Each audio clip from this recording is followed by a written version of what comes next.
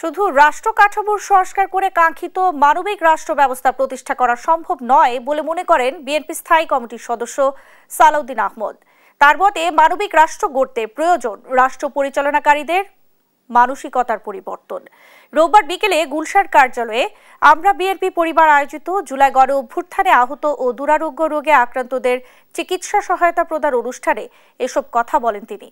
সালাউদ্দিন আহমেদ বলেন, শুধু গণ অভ্যুত্থানে নয় বরং গেল 16 বছরের গণতান্ত্রিক আন্দোলনে যারা গুম, খুন, নির্যাতনের শিকার হয়েছেন তারা সবাই জাতীয় বীর। পতিত ফ্যাসিস্টদের কোনো অনুশোচনা নেই বলেও মন্তব্য করেন সালাউদ্দিন আহমদ।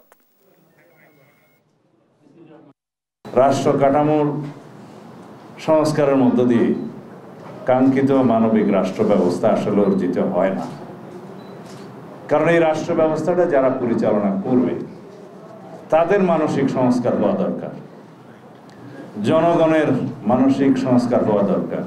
সরকার আমাদের জন্য কি করবে তা নয়, জনগণ দেশের জন্য কি করবে সেটাও ভাবতে হবে।